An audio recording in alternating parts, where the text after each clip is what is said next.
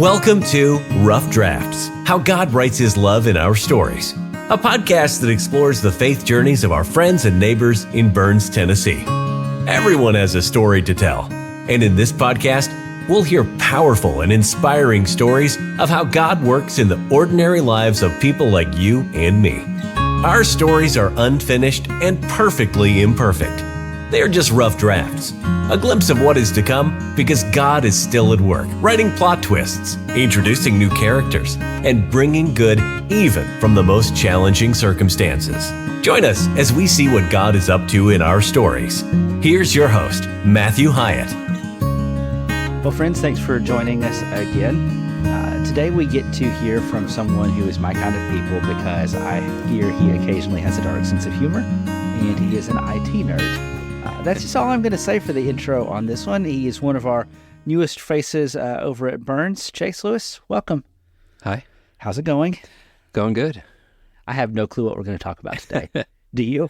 Only slightly. Okay. Well, as long as one of us has something, we should be all right. So you're in the IT world. You do? I am in the IT world. I do mobile development is primarily what I focus on, but I've done web development and just almost anything you can do with computers. Okay. And your family, tell us about your family.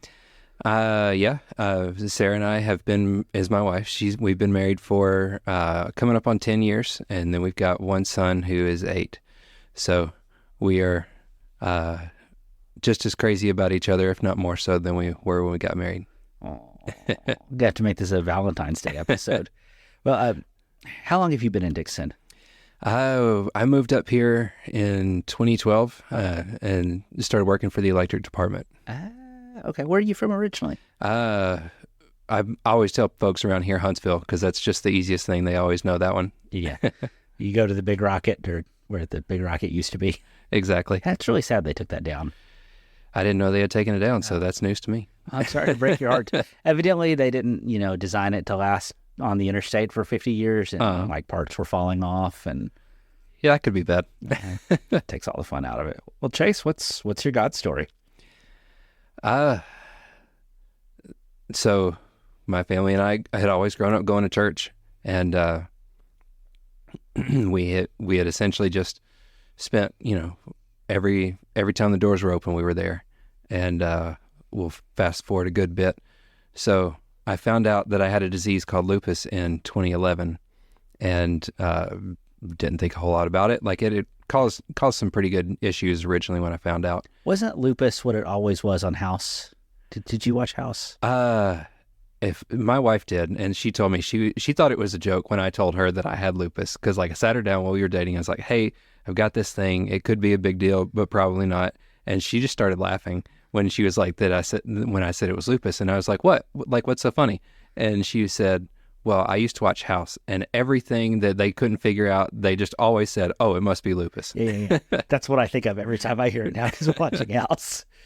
But it wasn't a joke. It was not a joke. It was serious. Yeah.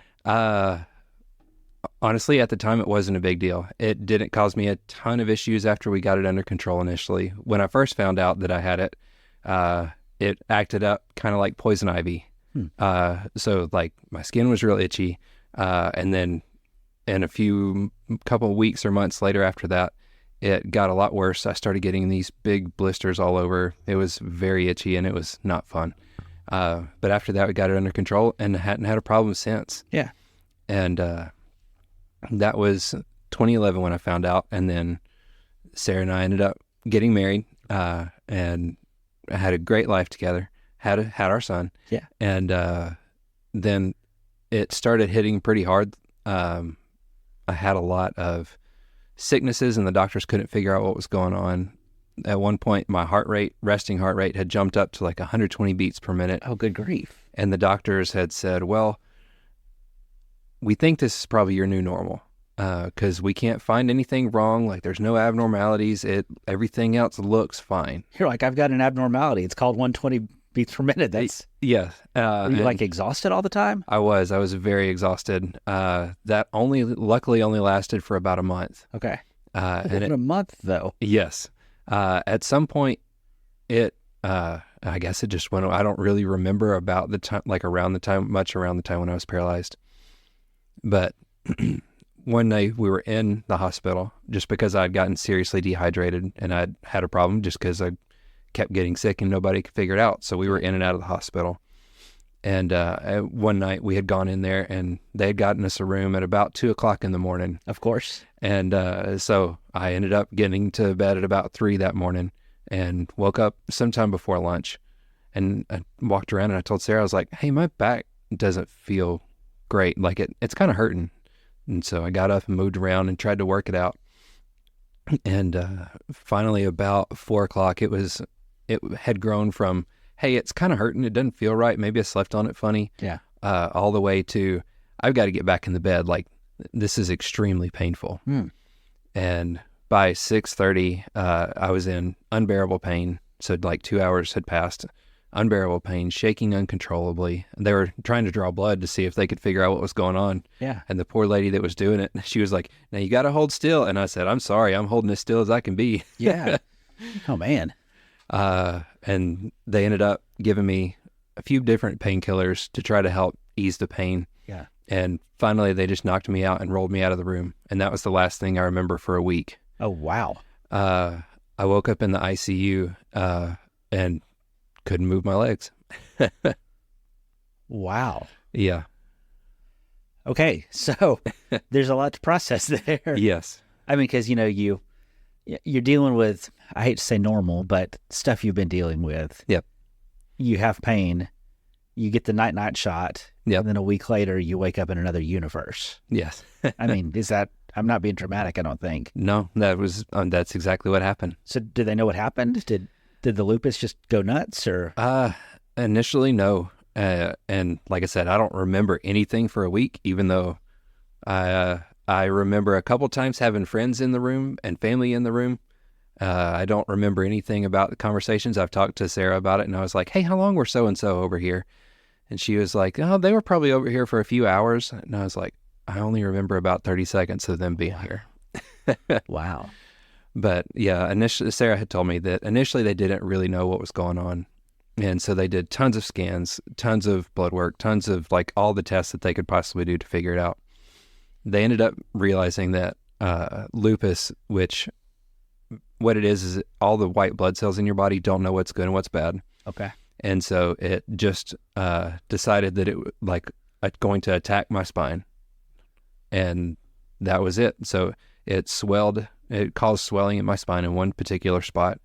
And it swelled up so much that it cut the communication off from the brain down to the lower half of my body. And ended up, after the swelling went down, it left a bunch of scar tissue. And that process they had called transverse myelitis. And they said that some folks get partial movement back or partial feeling back. Some folks heal all the way up, and some folks don't. Mm-hmm. And I was one of the lucky ones that gets to have his chair everywhere he goes now. Yeah. So it doesn't matter where I go. I've always got a seat. Well, that's maybe the most positive way a person could look at that. Can I ask? So since I've known you, you have been funny and you have been positive and you smile. How do you do that? And has it been that way the whole time? Or like, just walk me through what this was like to experience. Honestly, it was really hard at first. Yeah. And at first, I'm not normal. Okay. So I was in Vanderbilt completely unconscious for a week. Don't remember the whole thing. And then they had kept me for another week. And at some point during that week, I was doing, like the second week, I was awake and conscious, and I can remember that part. And so I was doing a lot of praying and a lot of asking and trying to figure out what was going on. Yeah. And finally one night I woke up in the middle of the night and I realized I'm not in control. Hmm. And that was a big thing for me, because I had throughout my whole life thought I'm in control of what happens. I'm in control of the outcomes of things, and I have influence over that. And waking up with this feeling of I'm not in control, and that's okay, because God is in control. I don't have to worry about, how my career is going to turn out. I don't have to worry about necessarily. I mean, obviously a little bit you do, but like Yeah. how much money you have and what all is going to happen. Like God worries about those things and he takes care of us. Yeah.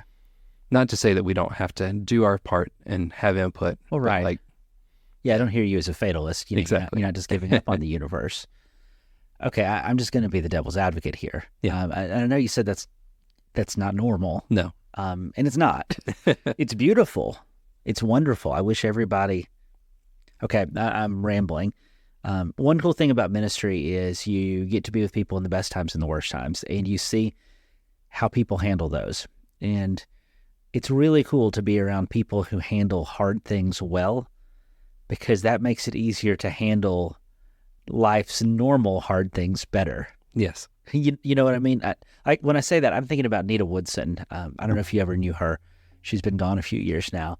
And, you know, as she's dying, you go to check on her and she tells you how she's praying for you. Yeah. Well, this is backwards, woman. Like, you know, this is not how this should, but she lived so well and she died so well, it kind of made it a little bit easier to be like, you know, maybe I'm not going to whine about having to do my taxes this weekend. You know, kind of perspective. Do you feel like you were that way your whole life, or was this learned through this time? Honestly, I don't think it was like this one like instant change moment. Yeah.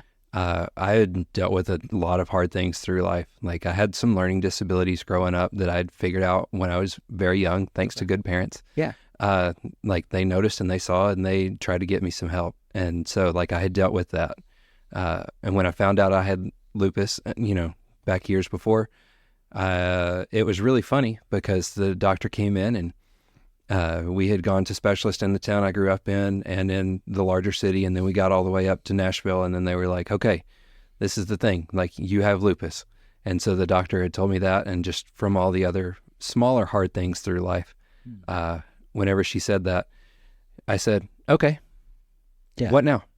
And she, like, her jaw dropped open because that's not the normal response when you tell somebody, hey, you've got a possibly life-altering problem here.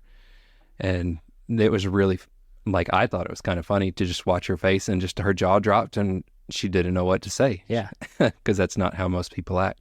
No, but I mean, what a simple, beautiful thing to say, what's next? Yeah. You know, what, I can't admit how many times I've had to watch the movie Frozen because of the age of our kids, but when Frozen 2 came out, there's that song in it, just do the next right thing. Yep. I can't tell you how many times I thought about that as just a really good mantra for life. You know, I don't have to have everything figured out, but probably the best thing for me to do is whatever the next right thing is.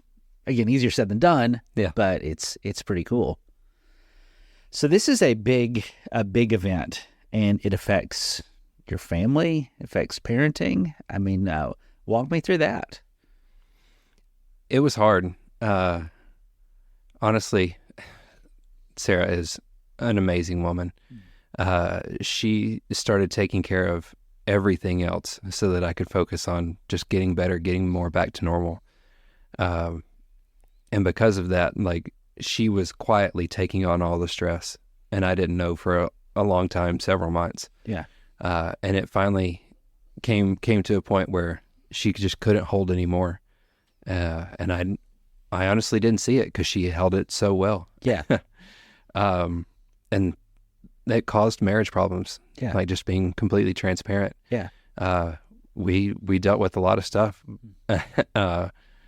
Like luckily the church that we were going to at the time, they were great and they helped walk with us. We had really good friends who would come over to our house and talk to us, like even individually, and just say, hey, what's going on? Like, I see you're having a hard time in this area or that area. Like, what can I do to help? Like, even if it's just, let me just sit here and talk. Yeah. And so it was great. Through all of our friends in our church and just the grace of God, honestly. Yeah. We were able to hang in there and stay together. It's amazing how much of a difference just a friend who shows up and speaks life and does good. You know, that it sounds so simple. The story I always tell is when we came home from the hospital with our firstborn son, and John Gabriel had mowed our grass. You know, grass is not a life or death thing. If it got too tall, it was going to get too tall. Yeah. but it was one less thing I had to think about when I got home. And that was just kind of a definition of a thoughtful gift. I mean, I can't be nice to John in recordings like this, but stuff like that is really huge. What do you think God has been doing through this in your story? Honestly, I'm not 100% sure. Okay. I like that answer because people who tell me they know exactly what God's doing scare me. I can see a few threads, but I have no idea how they all fit together. Okay. Honestly, the biggest thing is I get to tell other folks about God. Like it's a window into the world that I get to live into. Yeah. And so it opens the conversation of hey, when you pray, do you actually wait for answers? Do you feel like you're always in control?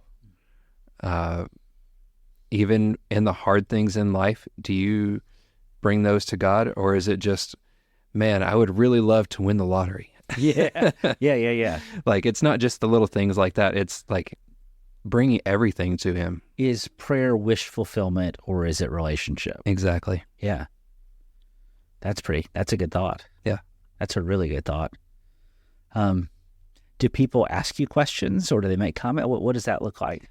Yeah, folks always ask, like they're always curious, and I appreciate it. Yeah. I've been told by my leaders at work, you have no walls, and that can be a really good thing. Yeah. Well, I think we have so many walls just in society in general, and it seems like the world does a whole lot better when we knock more of those down. That's one of the reasons we do this podcast. Yeah. The first person who came on here and talked about mental health struggles, the number of phone calls and texts I got that said, I never knew, I can't wait to get to talk to him because now I know I'm not alone. I'm like, oh, this is better than anything I've ever done in the pulpit because somebody else took down a wall. Yeah. So life is different from the advantage of having your own chair. Yeah. How does that change your perspective on daily life? There's good and bad. I mean, like there is to anything else. Yeah. The great part is, for example, the folks that know about it and think about it, because a lot of folks just honestly don't think about it. Yeah. And that's not right or wrong. That's not on their forefront of mind. Right. But it is on mine. So, well, you only think about what you've experienced. Exactly. And I've been on crutches for a day or two, and then I decided I was probably going to break my neck if I stayed on crutches. I was just going to not walk, So exactly. I have never lived a life where I had to be cognizant of whether or not there was a curb in front of the business I wanted to go into. Yep. Yeah, that is honestly one of the bigger things. That and finding a restroom is way more difficult. Yeah. In fact, like we did some stuff with work this weekend. Yeah. And it was out at a barn of one of the guys that is in charge of the business, and they had a bunch of gravel out there, and they were doing some drills and some trainings. And so, not IT related, it was a separate topic. And so I was kind of wondering about that IT drills. Yeah. I mean, like, y'all trying to see how quick you can terminate RJ45s, Not quite. Yeah. But so there was a bunch of gravel out on the lot, and the guy that was running the training was super great. He was like, hey, so we're going to do this. He's like, Chase, I want you to be safe. So if you don't mind, like, you can sit this one out. He's like, and it didn't bother me because I knew he had my best interest at heart. Yeah. But yeah, like going into a business, if we're going to a place where we've never been, we'll get on Google Maps or Google Street View and see, like, is there a curb? Is there a ramp? I've got a little portable ramp that I always keep in my car just in case. And so I think, well, that's 2 steps. Maybe we can lay the ramp down and maybe that's good enough as long as they're like normal size steps, because not all steps are the same height. Correct. Yeah. And it's little stuff like that. Like before, my favorite thing to do was hike. And so I would go anywhere and everywhere I could possibly go hiking. Yeah. And now a curb can stop me dead in my tracks. That's tough. It is. So one of my best friends is a guy named Matt, and in 2012, I think it was, he had borrowed my motorcycle, and there's an accident on the back roads, just a crazy thing, and one vertebrae kind of went splody and did a number on his spinal cord, and he called me from the ER because my number is a really easy to memorize number. It's a numerical palindrome, same forwards as backwards. Okay. So I was a phone number that he could remember. And he called me from the ER. He said, Matt, man, I crashed your bike. And he was high as a kite because they'd gotten him on everything. Yeah. And I'm like, man, that's not funny. Like, come on, you can do better. If you're going to pull a prank, do better than that. I argued with them long enough. They had to put the trauma nurse on the line with me because I really thought he was messing with me. And he has been in a chair ever since. And just the number of things that I had not ever dreamt of how much more complicated life was. Yep. And it made me not take my mobility for granted nearly as much. I'm sure I still do, but okay. So let me try this angle. I think sometimes people are scared to talk about a disability with people because they're scared they're going to say the wrong thing or do the wrong thing. Have you had experience with that? A little bit. Yeah. There's always folks that will approach it very cautiously. Yeah. And they'll say, "Hey, is it okay? Like, would it be possible? Maybe sort of some way, somehow. Like, could you talk to me about this thing?" Yeah. And like, I'll let them get it out eventually. You just sit and watch and wait, see how long it takes. Exactly, because it doesn't bother me a bit. And and other folks may not be that way, but like, it doesn't bother me. What do you wish people knew? Parking is also a really big issue. Okay, yeah, talk about this. So handicap spots are a big thing, especially, so I drive a van and it's got a door with a ramp that comes out the side. And if somebody parks in the hash marks, even if it's like halfway through, because like this actually happened at lunch today when we went out to lunch with friends. Somebody parked halfway through the hash marks because they were in a large truck and they didn't do a great job getting it between the lines. Yeah. That happens. I know. I used to drive a bigger truck. Yeah. And instead of straightening it up, they just kind of left it. Well, I did the best I could, but I still had to scoot up against like the back of my wheelchair up against the side door of the car, even though it was halfway through the hash marks. Like, I still need the space. Yeah. Yeah. And there's been a few times where it's been like somebody will park so close that I've had to go back into a business and just talk to folks and be like, "Hey, do you know who owns the XYZ car out there? Do you know who owns the XYZ car? Oh yeah, that's John. He's back here. Let me go get him." Yeah. And have him come out and move the car, which I'm sure makes the person feel real bad for a minute, but yeah. Also, like, it, again, it stops me in my tracks and I have to go find somebody to move a car. Yeah. And I mean, what would have been 15 seconds for me became a 5-minute excursion, assuming whoever wasn't in the bathroom or, drunk or whatever it was, assuming they didn't miss it. So, exactly. Man. Yeah, life is different. Yeah. Life is different. So what do you think your boy is learning from your experience? Hopefully all the good things and none of the bad things. Fair. I mean, of course, that's what we all want for our kids. But do you think it's affecting how he sees disabilities, or do you think it affects how he sees, what do you think the impact is? Honestly, I have no idea. Okay. I hope one of the things that he gets out of it is that he sees me doing the hard things. Mm-hmm. That was one of the things that they had told me, because I went and did physical therapy for a couple months after I was paralyzed to be able to get back to doing life every day. Yeah. The therapist at the place where we were going were amazing, but they also had folks there that were way off, like were way worse off than I was. And that was one of the conversations they had. They were like, "Hey, you're handicapped now, like you're disabled. Do you want to get on disability? Like, we've got folks here that can help you get that set up." Yeah. And I kind of looked at him sideways and I was like, "Why would I go on disability? Like, I can still work." Yeah. And so I like, that's one of the things that I want Samuel to see is, yes, life is really hard, but it's not stopping me. Like, just because something's hard doesn't mean you just give up. Yeah. And I mean, that's a lesson that I think is lost on a lot of people, even just in the mundane, oh, the math problem was hard, I'm not going to try anymore. Yeah. Let's dig into hard. John Piper, the Baptist minister of Minneapolis, I can't remember where, desiring God is his big thing. He had a book called Do Hard Things. Mm-hmm. And I thought that was kind of a neat call for the church to not be afraid of. Let's stretch ourselves. Let's trust that God's power is going to be what gets us through it. But let's not set the bar so low for ourselves that we trip over it. Let's strive for excellence. And that's kind of a hard thing for churches to get their heads around. Sometimes I think, Yeah. We want to say, "Come unto me, all you who are weary," which is a really biblical thing. But then we don't take the next step and say, "You're with Jesus. Now let's see where we can go from here." Yeah. So one of the first things you talked about was kind of the illusion of control of our lives. I want to come back to that for a couple of minutes. It really is easy to think that we can control the universe, isn't it? Way easier than most people think. Yeah. Why do you think that's so attractive to us to want to be in charge?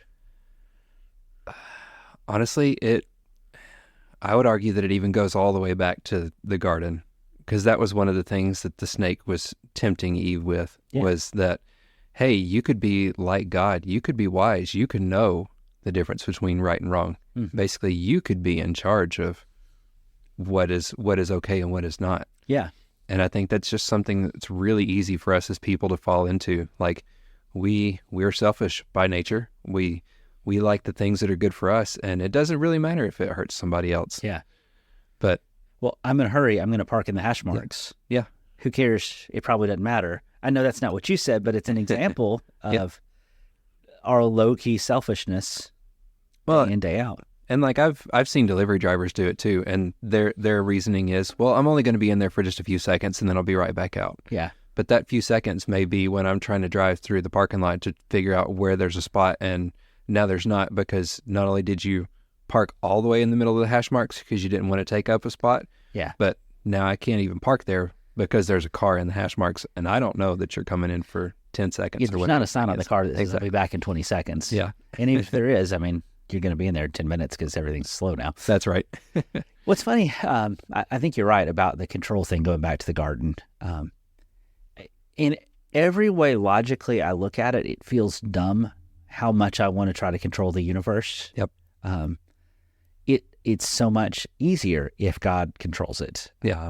It's a burden off my shoulders. It's less work for me. Yet I keep clinging to it. I guess I wish I understood why our desire to be in charge of the universe is so high, Yeah.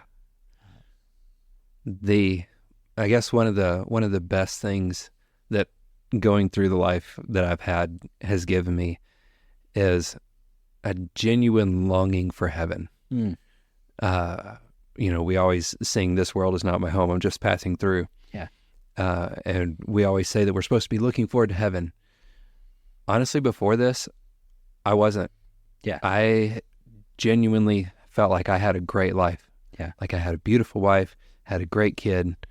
Life was amazing. Yeah. And after all this stuff happened, like going through the marriage troubles, going through the struggling with, being in this new life, that was one of the most freeing things. Like I would cry out to God and be like, why am I still here? Yeah. Like, what is the purpose of having to go through all this? And the best purpose that I can figure out from it is, this is really not home. Like, this is a genuine temporary thing. Yeah. And it's gotten me so excited that every time I get sick now, I'm like, yep, I'm one step closer. I'm going home. And then I get better and I'm like, oh man, I'm so close. So, just out of curiosity, does your wife appreciate when you say that every time you get a cold? She does not. Because that is usually how that goes, right? Yes. And I mean, look, you're not suicidal. You're not fatalistic again. Exactly. But there's something about a hunger for what's next that I think is missing in modern day Christianity. Everybody wants to go to heaven. Nobody wants to go now. Yep. Al and Marcia Griffin were a couple who come here who I just love their perspective on it. He kind of says, I'm just not going to get too excited, but I'm ready to get out of here. I wish they'd quit putting it off. And some of the people I know who are the most joys to be around on earth have that same perspective. So I think that's pretty significant. It was funny. I had made a friend of one of the guys at work on a different team, and over time, I ended up being on the same team as him and getting to work with him. And honestly, like, I talk about dying a lot more than most folks, just because I've been very close several times. Yeah. And because I have that longing for heaven, like, it's not a secret. If you spend a whole lot of time around me, you'll probably hear me say something like, man, it's going to be great. Yeah. Or something, something along those lines. And he pulled me aside one day and he said, so you talk about dying a lot. I was like, yeah. He's like, do I need to be worried? Oh, wow. It's like, are you okay? Like, are you going to have any suicidal thoughts or anything like that? And I was like, no. And I like that was another door opener of being like, this is why I'm excited. Like, this is what I'm looking forward to. Yeah. And he realized that, oh, wait, that's how I need to be too. Yeah, this is not depression. Yeah. This is anticipation. Exactly. What is it in Peter? It says, waiting for and hastening the coming of the day of the Lord, something to that effect. Yeah. That's a pretty cool line. Yeah. That's a pretty cool line. Well, Chase, man, is there anything else you want to share with us today? Not that I can think of. I think we covered pretty much everything. Well, this has been cool. Thank you so much for sharing your perspective and giving us just a look through your lens and a reminder not to park in the hash marks. So, if nothing else, you got that from today's podcast. Well, friends, thank you so much for listening. Thanks for sharing this with a friend. And until next time, I can't wait to hear what God's up to in your story. Thanks for listening to Rough Drafts. Be sure to subscribe so you don't miss a single episode. While you are at it, help us spread the word by leaving a rating and review. Until next time, let's keep looking for how God writes His love into our stories. Okay, you made it through the credits. So this is like a Marvel movie. There's one last thing. Chase, you said that sometimes kids have a question for you? Yes. So often I will be asked, especially by children, what caused me to be paralyzed? My favorite response is to always tell them the truth, that I didn't eat vegetables when I was a kid. Oh, no. So if you want, go play this clip for your children and say, this is what could happen to you. Nothing like a cautionary tale. Anything else? That's all. Have a good day.